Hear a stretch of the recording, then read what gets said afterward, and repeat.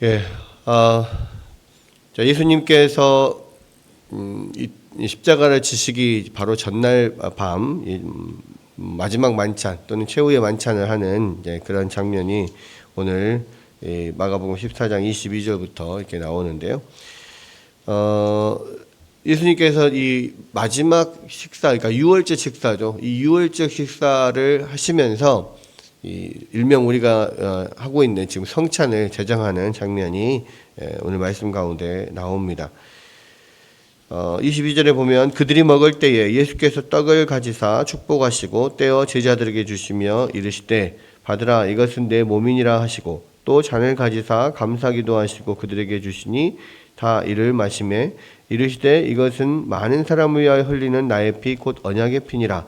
진실로 너희에게 이르노니 내가 포도나무에서 난 것을 하나님 나라에서 새 것으로 마시는 날까지 다시 마시지 아니하리라 하시니라 라고 이제 말씀을 하시죠. 떡과 이 포도주를 가지고 예수님께서 성찬을 제정하시는 장면이 나오는데, 사실은 이제 이 일이 유월절 식사 중에 일어나는 겁니다. 그러니까 유월절 명절에 유월절 식사를 하게 되는데요. 이것은 이 애굽 땅에서 10가지 재앙을 통해서 이스라엘 백성들이 이제 애굽에서 나오게 되는 이 일을 이제 기념하는데, 특히 이 마지막 재앙 10가지 재앙 중에서 마지막 재앙이 뭐냐면 이 이집트에 있는 모든 장자들이 다 죽는 재앙이었죠. 그런데 거기서 이스라엘 백성들은 그 재앙에서 벗어날 수 있었어요. 어떻게 벗어날 수 있었습니까?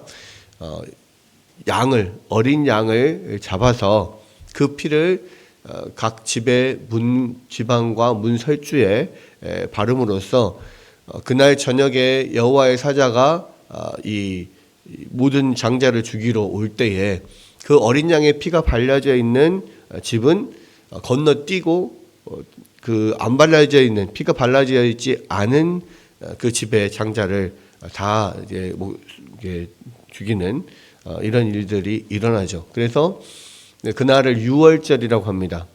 어린 양의 피가 발린 집은 건너뛰었다. 유월이라고 하는 게 건너뛰었다는 뜻이거든요. 그래서 건너뛰었다라고 해서 그 날을 이제 유월절이라고 하는데, 하나님께서 그 날을 영원토록 계속해서 기억하고 기념하라라고 해서 이제 그 유월절 명절이 이제 시작이 된 겁니다.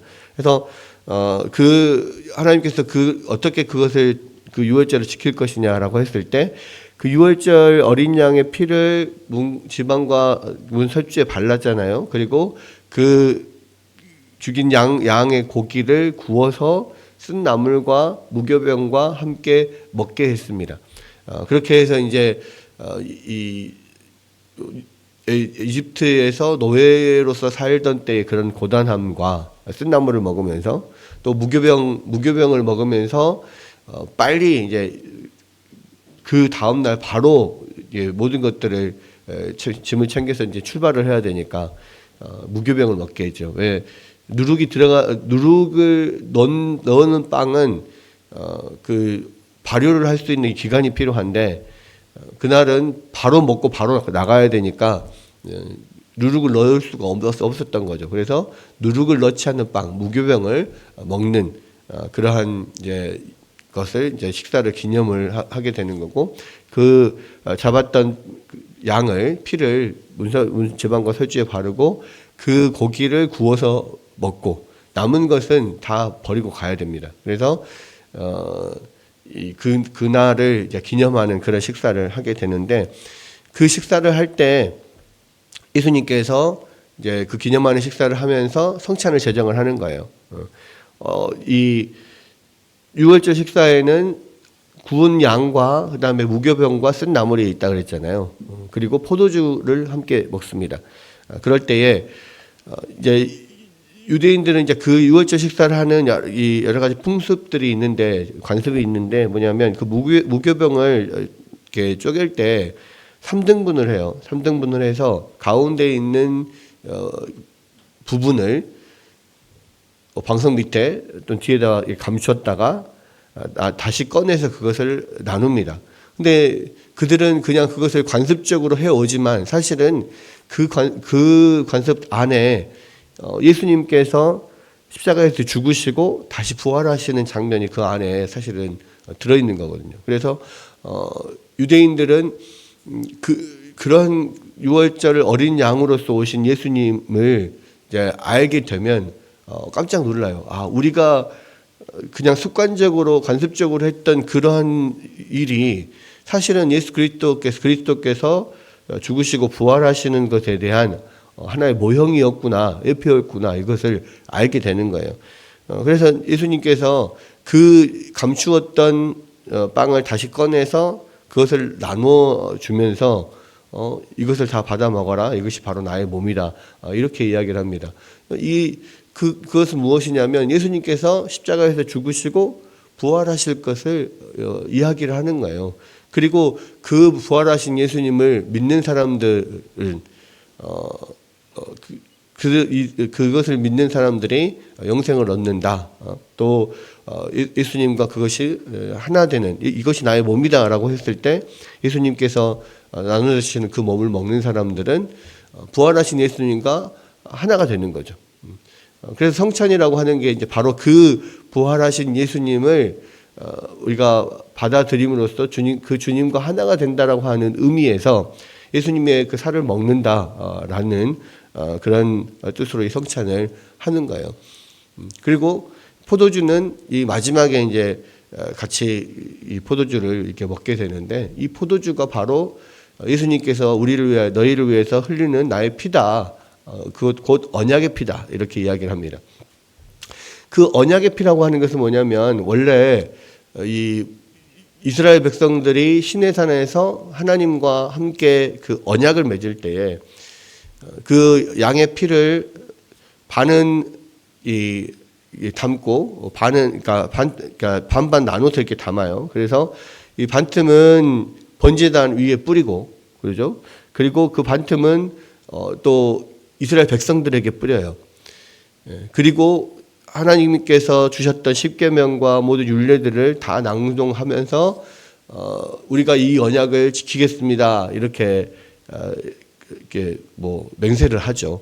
그렇게 해서 하나님과 이스라엘 사이에 나는 너희의 하나님이 되고 너희는 나의 백성이 되리라라고 그러한 언약을 맺습니다. 그때 뿌렸던 이 피예요. 이 피가 언약의 피입니다.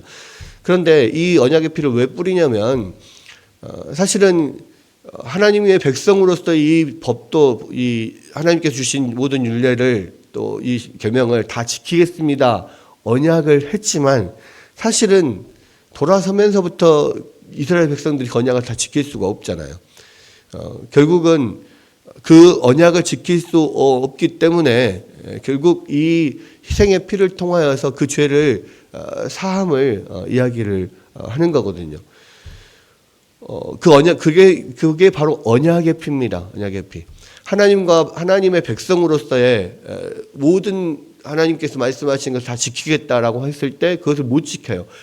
그것 못 지키기 때문에 그 제물을 그 언약의 피를 뿌려서 결국 그 피가 그들을 용서하고 그들을 하나님 백성으로 계속 삼는 거예요. 그런데 구약 시대에는 그 피가 완전하지 않았기 때문에 매년 계속 또 죄를 범죄할 때마다 또 매년 속죄제 때마다 계속 그 피가 뿌려져야 돼요. 그래야만 이들이 범죄하였음에도 불구하고 그 언약의 피로서 지켜지는 거거든요. 그들이. 그런데 이제 예수님께서 오셔서 새로운 언약의 피를 뿌립니다. 이 언약의 피는 불완전한 그런 제물의 피가 아니라 그 예수님의 피이기 때문에, 독생자의 하나님의 피이기 때문에 영원한 효력을 갖고 있죠. 그래서 한 번 뿌려지지만 영원히 지속되는 효력을 갖고 있는 그 피가 뿌려지는 거예요. 그러니까 예수님의 피는 그런 피라는 거예요.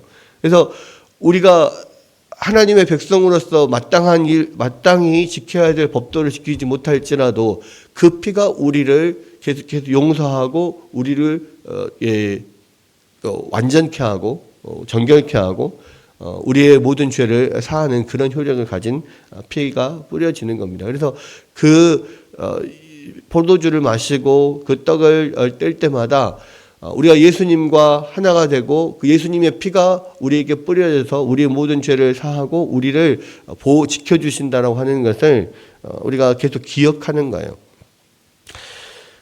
그래서 그렇게 이제 성찬을 제정을 하시고 그리고 그들이 이제 찬미하면서 감람산으로 갑니다. 왜 감람산으로 가죠?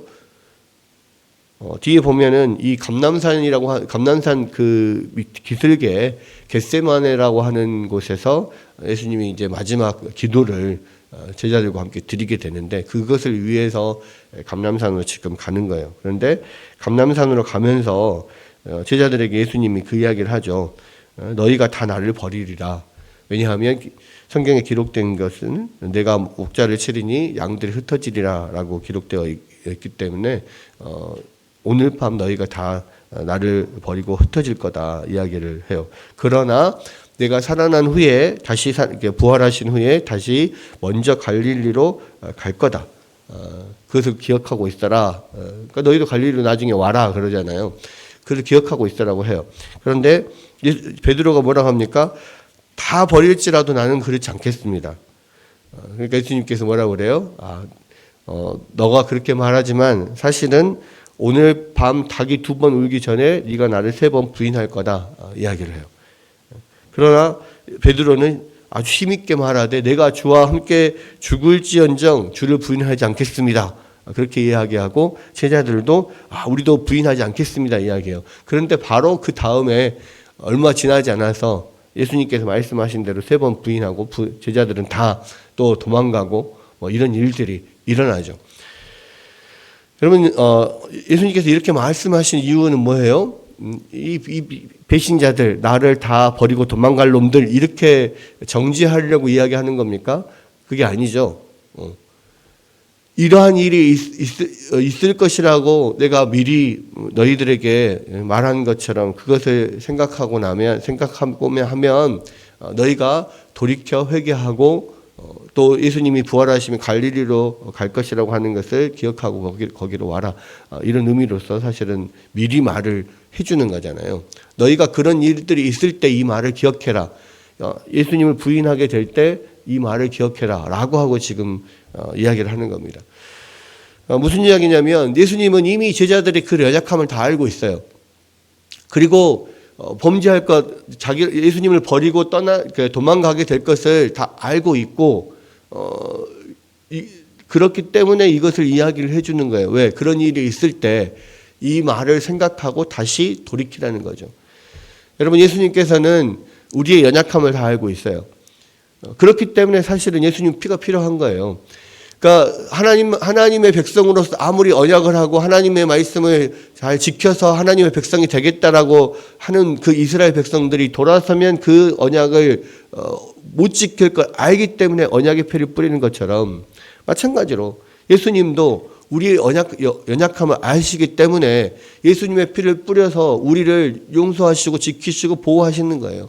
그래서 우리가 오직 해야 될 일은 뭐냐면 이 언약의 피를 기억하고 우리가 그 예수님을 의지하는 거예요. 예수님께서 이렇게 우리의 연약함을 아시고 미리 말씀하신 것처럼 우리가 그것을 알고 우리가 넘어졌을 때 그 말씀을 생각하고 다시 일어나야 돼요. 예수 그리스도의 피가 우리를 보호하고 우리를 정결케 한다라고 하는 것을 우리가 알 때에 우리가 유일하게 붙들 수 있는 것이 예수 그리스도의 보혈의 피입니다. 우리가 죄악 가운데 맨날 넘어져요. 사탄은 우리한테 맨날 이야기해요. 네가 그렇게 범죄하고도 네가 하나님의 자녀라고 할 수 있냐? 네가 예수 믿는 사람이라고 할 수 있냐? 그렇게 사단이 우리를 공격할 때 우리가 그러니까 예수 그리스도가 필요하다. 그러니까 예수 그리스도의 피가 우리 가운데 뿌려진 거다. 이렇게 이야기하고 담대하게 그 주님의 피를 붙들고 다시 일어나야 된다는 거예요. 그리고 회개하고 주님 앞에 나아가야 돼요. 그것을 위하여서 예수님께서 오늘 이 말씀을 하시는 겁니다. 여러분, 우리는 연약하고 넘어지지만 예수님의 피가 우리를 붙들고 우리를 용서하시고 우리를 지켜줍니다. 다시 한번 그 주님의 피를 생각하고요.